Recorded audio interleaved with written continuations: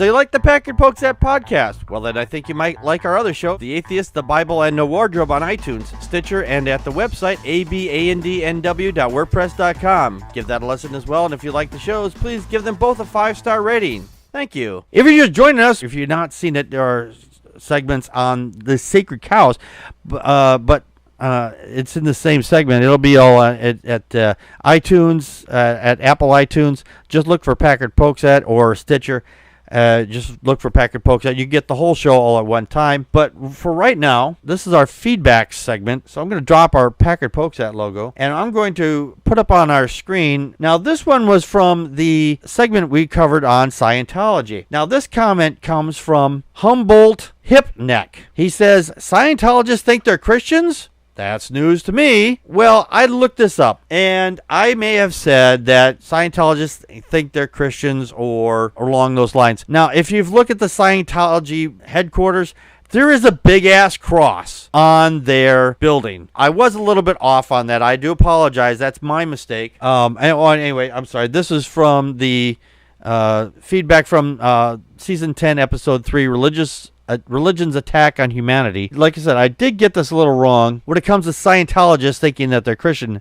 Now, there's a question that came up on a page. It says, is Scientology Christian or a cult? The page says here, it's difficult to summarize. Scientology was founded in 1953 by science fiction writer Ron L. Hubbard, which is everybody knows. It gained popularity due to Hollywood celebrities who embraced it, because if you want to belong to Scientology, you have to be very, very wealthy and willing to sign over your soul for 1 billion years, which is fucking retarded, but whatever. The thing is here, I was not completely wrong, because kind of like the way atheism is covered by law as a religion for legal reasons, Scientology is encompassed under Christianity as a Western religion. If you were to look at a graph that says, like, here's your Eastern religions, here's your Western religions, here's your Pacific religions, etc., etc., Scientology would fall under the subset of a Western religion because it was created over here.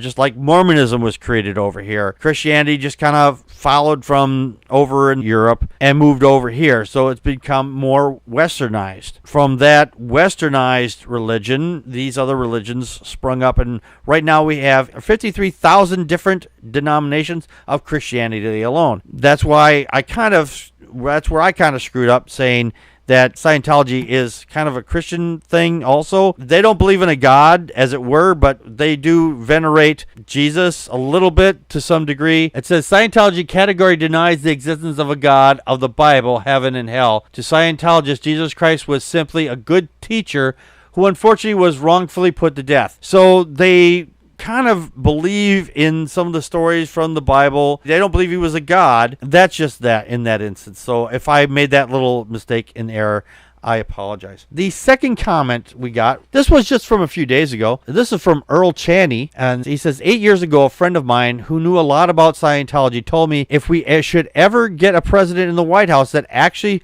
stands up for justice and exposes corruption, mark my words that I'm telling you now, the bought-out media would hate him. And should that president start to actually expose it to where Scientology loses power, it will have to move its capital fully and not just publicly to Florida, where most faith-based people on record live, both good and bad.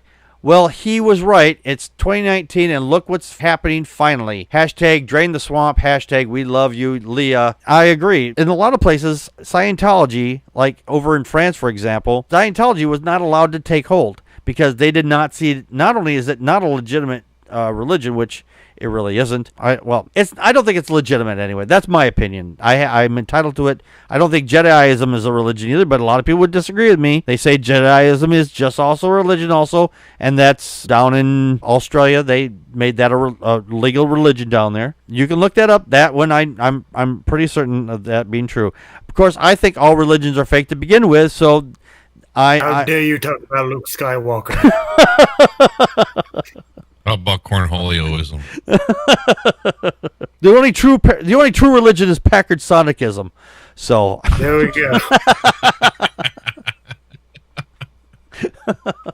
Anyway, this one comes from Kava Go, and this is about a week ago. He says, from Scientology's Code of Honor, number 12, never fear to hurt another in a just cause. Now, if you forgot the story where we talked about the Scientology one, the guy was a Scientologist. He went to save the soul, or he thought he was saving the soul, of a nephew of his, and he killed a bunch of people to save this child. And he's saying that, you're never to fear to hurt another in just cause. Kiva continues on. He says, he did it to prevent his nephew getting psychiatric treatment. Psychiatry is to blame for all evil, according to Scientology.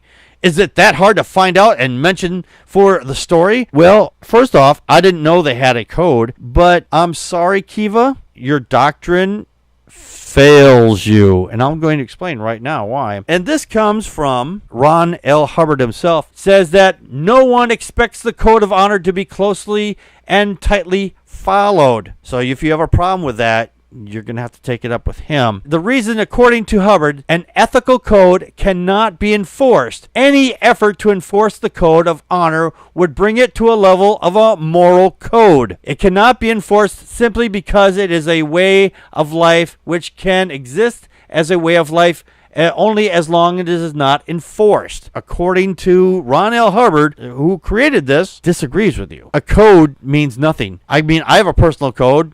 Does it mean anything to Matt? No. Does it mean anything to Tony? No. He has a personal code for certain things. Does it mean anything to me? No. Matt has personal codes that he follows. Does it mean anything to me?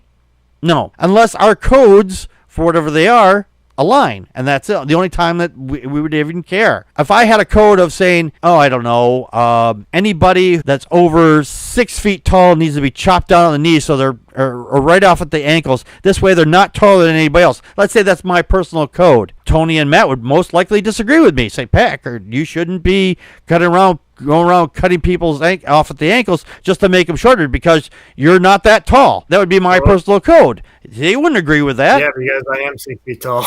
Exactly. They wouldn't want me to go around cutting people off at the ankles just because I had some moral code about that. But that would be insane. For something more practical, we have laws in the books.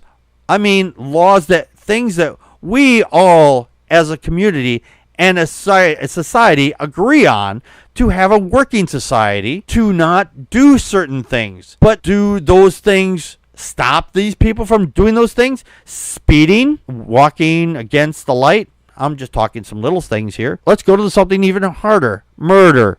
We have laws in the book against murder. Do people still murder people? Yes, every day. We have laws in the books to keep people from riding without their safety belts on in most states. Do we have laws like that? Yes. Do people still ride without their safety belts on? Yes. So, so this code of honor means nothing. Finally, from the Scientology segment here, this was kind of funny. We had one from Ron L. Hubbard himself, apparently. He says, I'm up for interviews. Well, damn, and I don't have my Ouija board. I'm sorry, Ron. I don't know how you spoke to me from the grave, but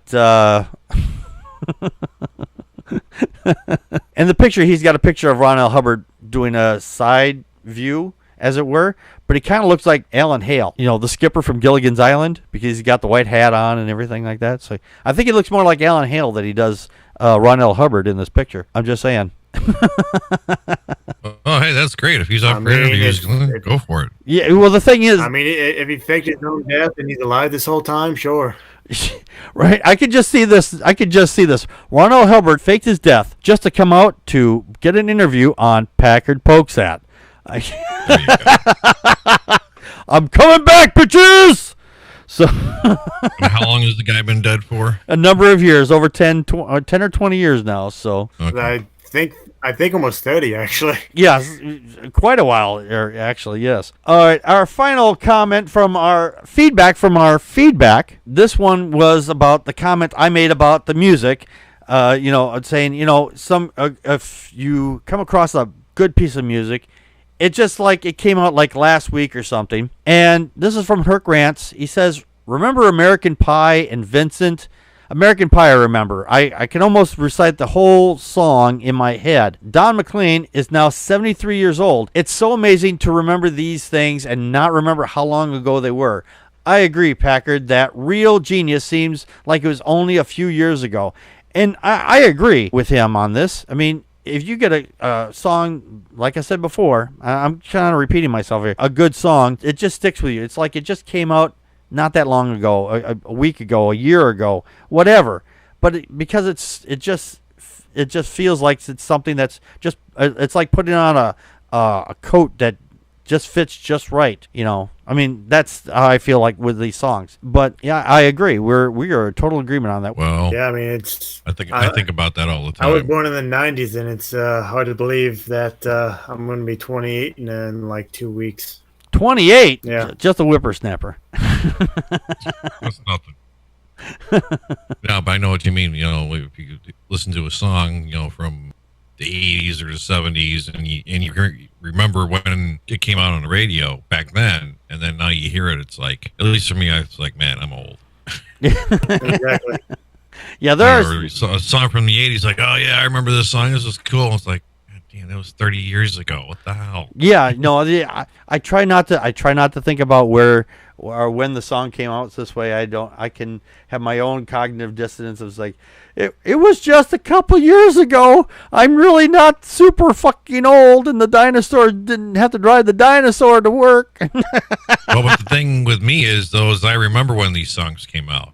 I could like give you the month and probably the date when it came out. You know, that's a scary thing about it. Same thing with most of the '90s songs that I love. Yeah, and here it is. It's almost 2020. If you had listened to songs in 1990, those ones are over 20 years old now too. So exactly. Oh, yeah. Yeah.